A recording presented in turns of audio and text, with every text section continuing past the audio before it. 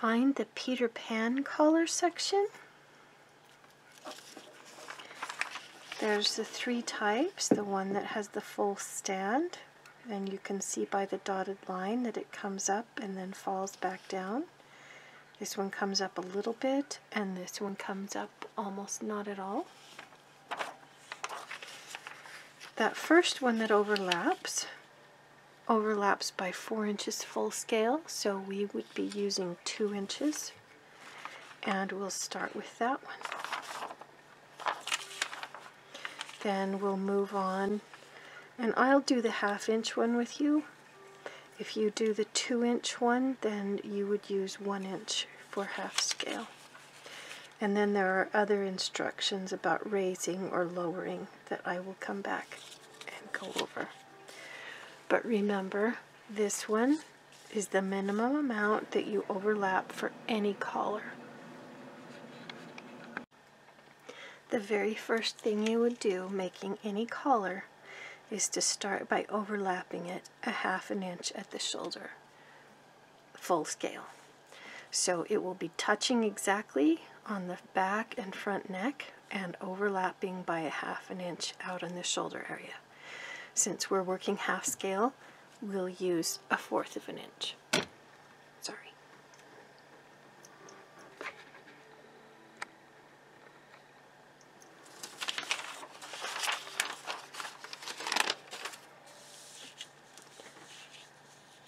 So I like to start by tracing the back on, and I usually kind of put it in the middle of the paper so that, or at least close enough to the middle that I have room to put my collar on. I want to make sure that it's long enough back here for the length of my collar. So I'm going to trace on the back, and then just come down a little bit into the shoulder area. I might want to see just for reference, but that's how it starts. And then this is going to be exact, so it will be touching. And then this is going to overlap by 1/4 inch. So I'm just going to measure 1/4 inch back and put a mark there.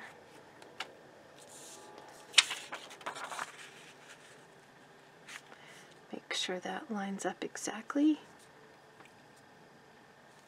and then rotate that line so that it overlaps.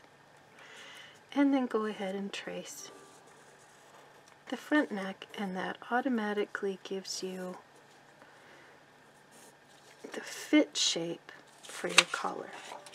So you don't have to darken that in, but right here has been overlapped for the collar. And on this one, it really hasn't changed so much that I have to fix that. But I do want to have a notch perpendicular right there to line up with the shoulder seam. And since I have actually started with the one I was going to end with, okay, the next thing that we need to do, it says to raise the center back 1/8 inch and lower the center front 1/2 inch. So I'm going to push this up 1/16 inch. I'll zoom in.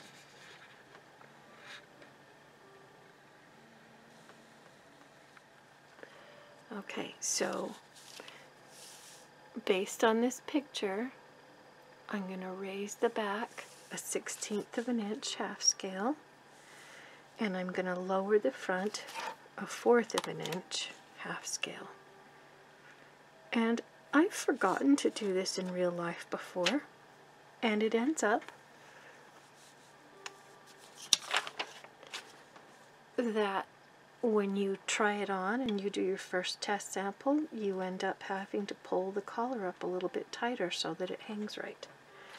So this is one of those steps in the book that you definitely want to do just like it says. So there's my 16th. I've pushed it up. I've added that much right here. And then in the front, I've already measured. I'm going to get my curve now.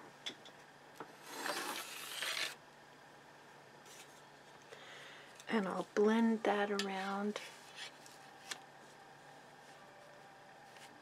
so that it just joins.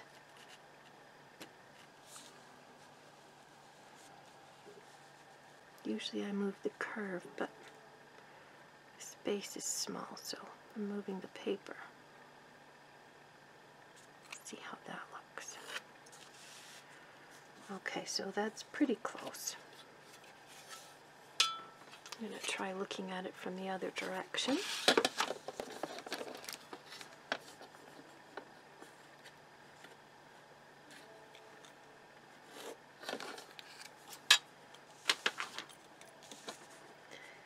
So you want to smooth out that curve and it will just blend back to here.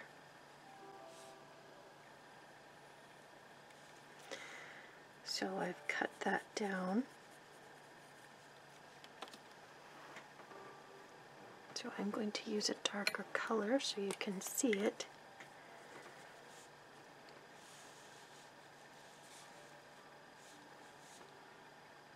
This is now my neckline edge.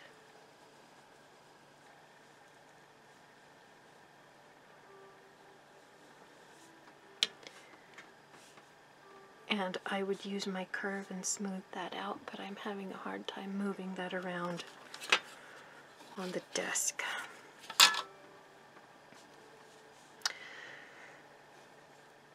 Okay, so the next thing you need to do, this is the fit portion, and now we're going to do the design portion. So I'm going to zoom out a little bit.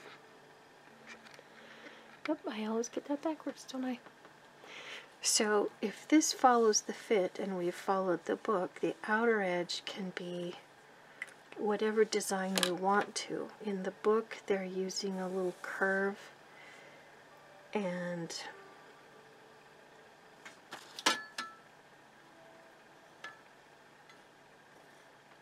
it looks like we've done 3.5 inches down, so that would be 1 1/4 half scale, and then you would measure 1 1/4 all the way around. But that's because it's the design choice.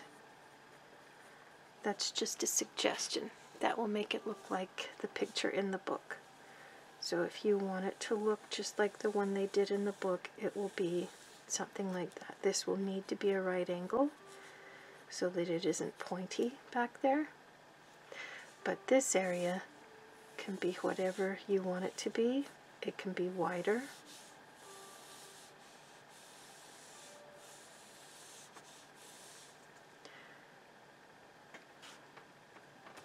So that would be your finished collar. I'm going to make mine 1 3/4 inches all the way around. Because apparently I'm a bit of a rebel. Well, I guess really I just want you to be comfortable with making your own choices. Because you really want to be able to make things look like the picture that you drew or the designer drew and handed you. But the part in the red pen is part of the fit choice. So it's to your advantage to go as close as possible to what the book said to do there. And then make that curve the way you want it to be. So I'll erase all the rest of those lines. And if you can figure this out without listening, you can just look at your assignments.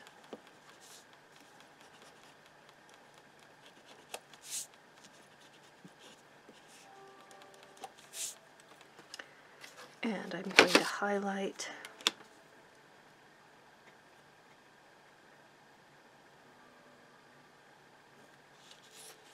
the right angle right here. You always want to line up the center back, come over, and this is just a little reminder that that is always a right angle.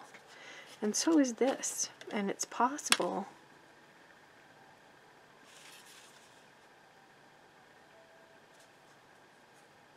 that when we raised that a 1/16 of an inch, it could have bumped that out just a little bit. And it did slightly.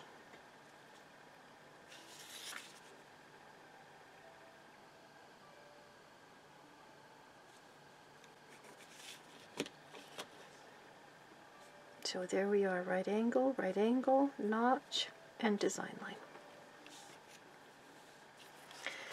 And then you'll add a 1/4 of an inch of seam allowance all the way around. And if you remember that this is the center front and this is the center back, and the back is going to be on the fold most of the time with collars. You'll occasionally find things that button down the back, but that's more of an old look. If you're going to put this on a blouse, there will be an extension out here where the buttons go, but your collar will still end at the center front, and there will be a notch on the neckline for that, so your collar is still going to end there.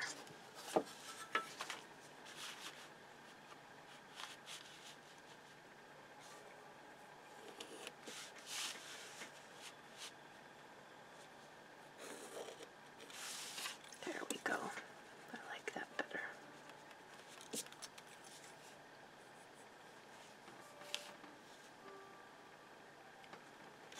So no seam allowance down the center back because that's on the fold.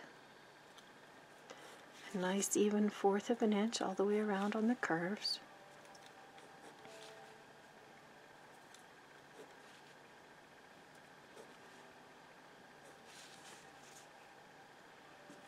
I'm making sure to follow my red line.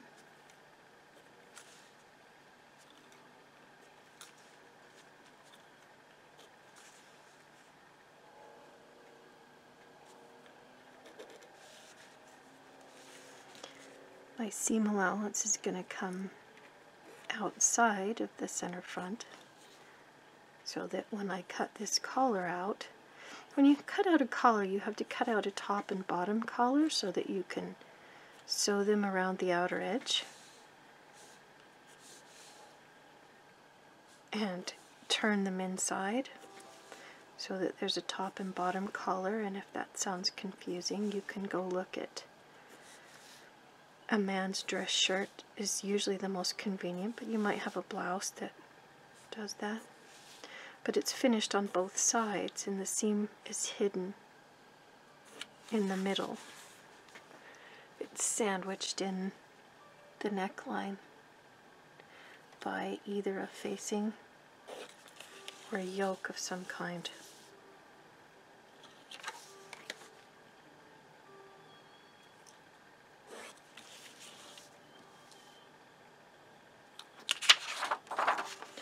So you would cut 2 of these, it would be open, and then you would stitch them together around the outer edge, and then when you sew this to the neck, you would put a facing on top and fold it underneath to the inside, is one way to finish it.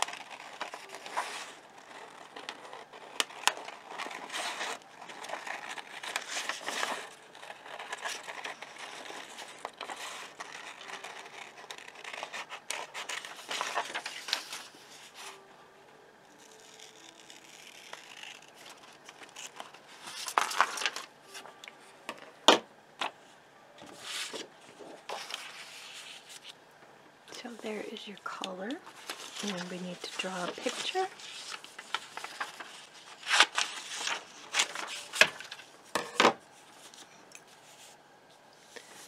Of what that will look like finished. You can use one of the ones that are already traced on.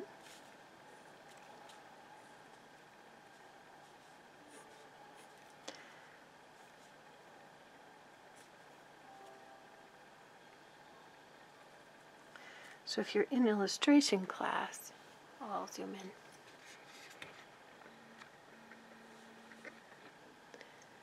If you're in illustration class, you want to bring this up a little bit above the neck so that you can have a little hook that goes over so it looks a little bit more dimensional. If you're going to do that, then you can take out that little bit that's under there. But it gives it more dimension to have the collar wrap around just a little bit. And in this case, we would be having a button placket that comes down, and that will hide under the collar. You don't have to draw the buttons, but I was just trying to help you visualize. And I did mine just a little wider than a standard collar.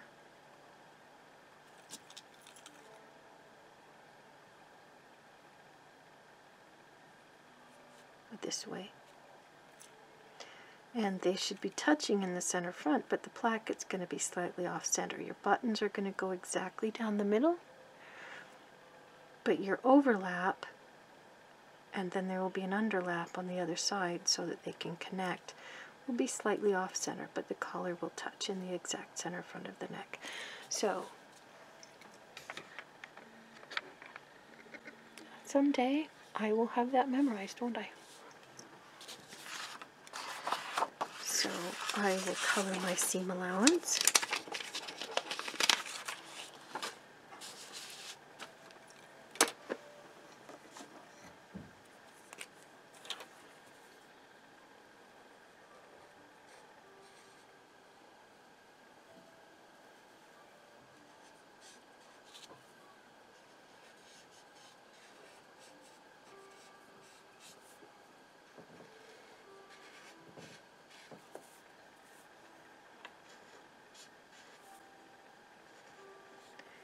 And I've left my markings on there so you can see them.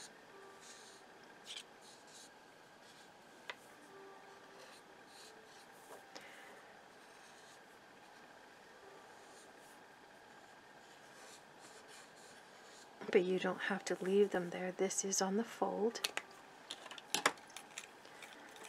So I would put my on the fold marking. And I would take my notch out perpendicular to the edge all the way and clip my notch, and that's where the shoulder joins. I'd want to label this center front, and this is a cut 2 on the fold. Now it's going to be a really tiny amount on this one, but when you have a top collar and an under collar, sometimes when you finish doing all of this, this will roll in just a little bit and it will cause the under collar to show. So it's not uncommon,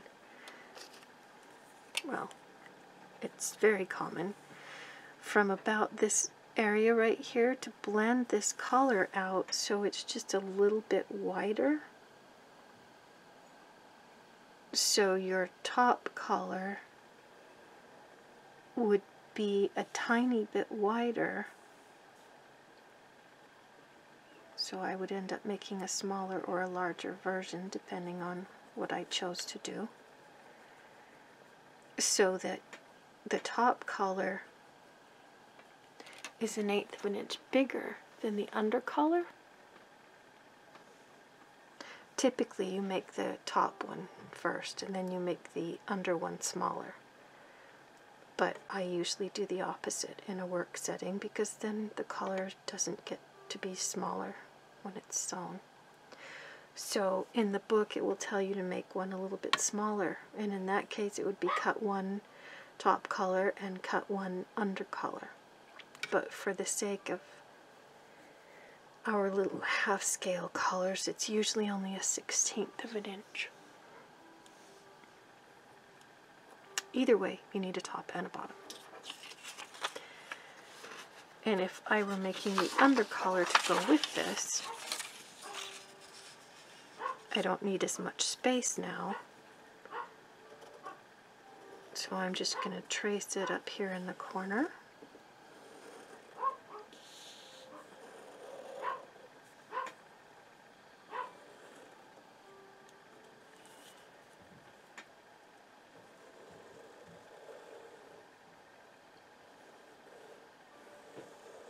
And your neck edge is going to be identical. And your design edge will be slightly different. So I've marked where the notch is. The seam allowance is already on there, so I don't need to add that on. So I'm going to measure in 1/4 of an inch, and I'm going to bring my notch back into it. I want to transfer that. And then up here in the corner, I would mark in 1/4 of an inch on the corner. I do the same thing on the back. And I would label that this was 1/4 of an inch. And this is more like what I would do in a real life setting rather than a school setting. I'm not going to draw my seam allowance all the way around. I'm going to write fold down the center back.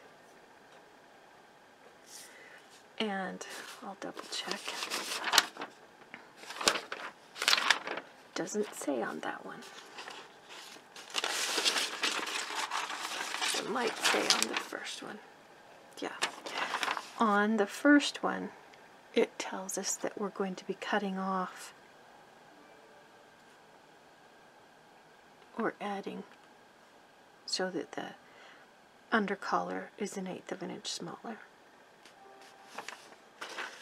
So for our purposes, that will only be a 1/16 of an inch. And the way I usually do that, where did I put it?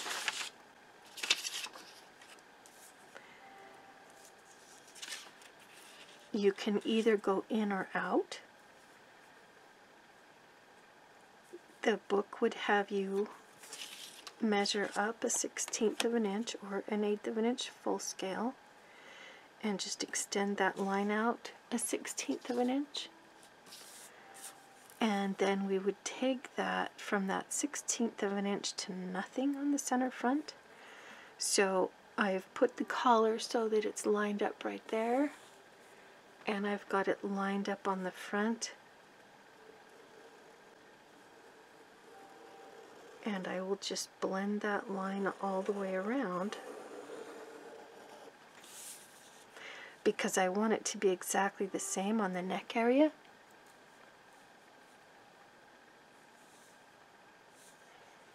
So I'll color that in. This part is going to be cut off so that it's smaller.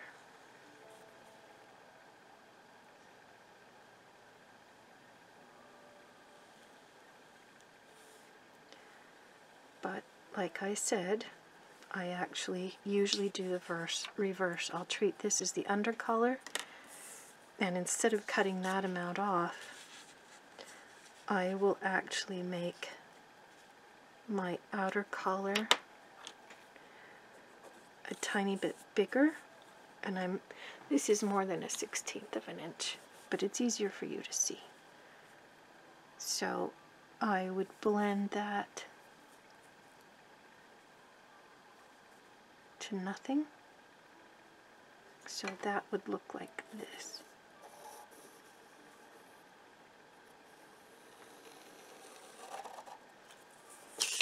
So either this is the original, you're either going to cut off and call this the under collar, or you're going to add and call it the top collar.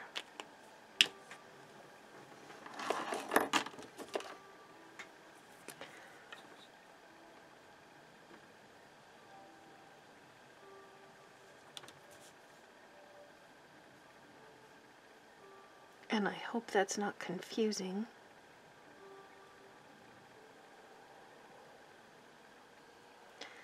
The point is that the undercollar needs to be slightly smaller than the top collar. And the reason I usually make the one bigger rather than smaller is that when you sew it and it pulls the collar under just a little bit, you'll have these two pieces together.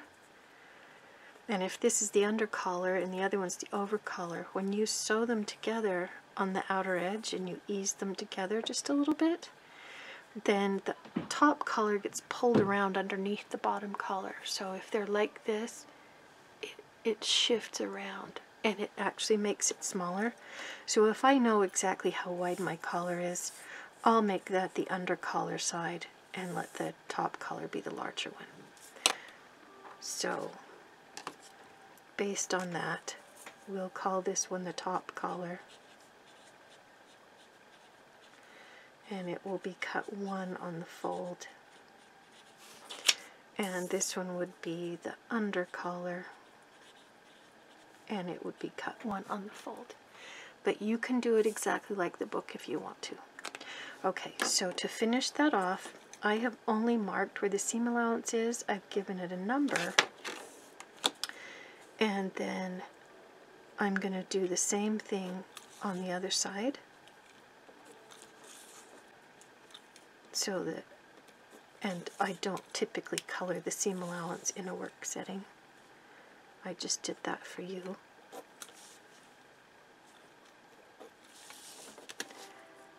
So I would mark where the seam allowance is, so whoever was cutting it out would know that it's 1/4 of an inch. And the other thing that I would do, and you need to at least mark it on the neckline and on the outer edge, I want to make sure I've got my notch at the center back so they get lined up. They'll get lined up at the center front and the neckline. But out here, because there is going to be some ease involved now, you want to make sure that your center backs are going to line up exactly. And then there's a fair amount of ease on that. And I want the front to be nice and clean and matching looking. So I'm going to put a notch out here where the curve kind of gets a little bit smaller. And then I'm going to look at how much different those are. And I'm going to be easing almost 1/4 of an inch. So I'm going to move this back over so that I've got half of my ease here and half of my ease here. And I'll put a notch between the two right here so that as you're sewing, you get your ease centered and it hangs nicer. And then that will just pull the collar under just a little bit so that when you're looking at it and it's sitting on the body like this, instead of having it wrap around so you can actually see your stitching line showing, it will disappear underneath and it will not show. Under collar smaller, top collar bigger.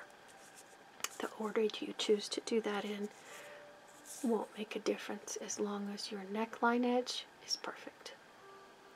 And the way I did that again, if I made it smaller, I would scoot it up and blend it. Or I actually moved this edge over a little bit. I lined up the corner right here, and then I dropped that back and traced the line so it was gradual. So when I traced it smaller, I pushed it out here.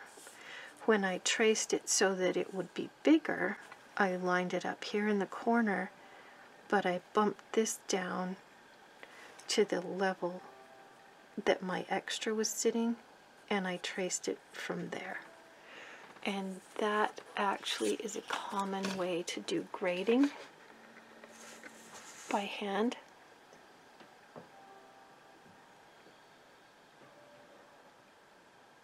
Well, it just does not like that, does it? Is that better? Yeah. So I traced from here, but I skipped this part. And on this one, I traced from here, but I extended that part. And I ended up meeting at 0 right here in the place that it was going to be. Oh, all that zooming. So this was 0 because that isn't changing, and I just blended it from nothing, and that's almost 1/8 of an inch that it would be full scale, but for half scale you will use a 1/16. It's just difficult to see. Alright, that was the Peter Pan with flat roll. Peter Pan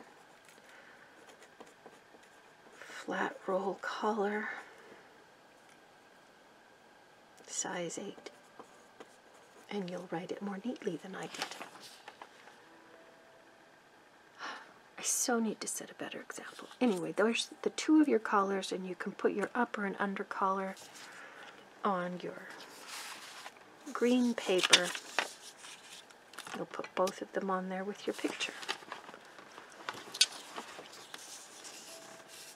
And I won't make you watch me cut out the other one. It actually looks worse on the screen than it does on my paper.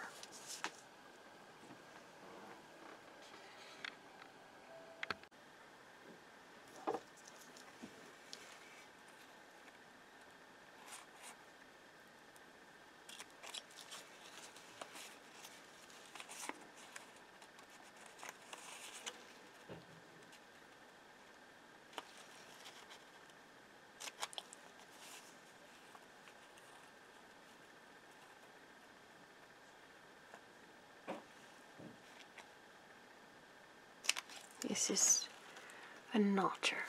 It's like a hole punch, only notches. And I'm notching both pieces of the pattern at the same time. You don't have to notch them both at the same time, but when it's convenient, I usually do. So all of those have the little notches cut out. My top color, my bottom color, and my picture. And you don't need a rainbow here. That was just for your benefit. The yellow outline is actually all you'd need. And as long as you've marked the color, you don't have to actually color it. Feel free to text me with questions.